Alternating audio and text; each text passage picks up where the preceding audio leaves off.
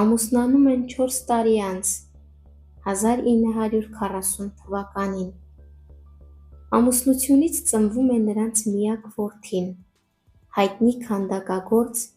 Արա Շիրազը։ Շիրազի և Կապուտիկյանի համատեղ կյանքը հարթ չէր ընթանում։ Փոխադարձ մեղադրանքներ, վիրավորանքներ, չհասկացված և չսիրված լինելու զգացողություն։ Եվ այս ամենի տրամաբանական հետևանքը այն է լինում, որ զույգը բաժանվում է 4 տարի տևած ամուսնությունից հետո։ Որդին,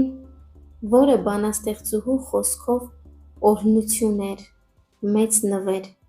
մնաց մոր հետ։ Իհարկե, հետագայում նրան մեծացնելու հետ էլ բանաստեղծուհին բախվում է տարբեր դժվարությունների։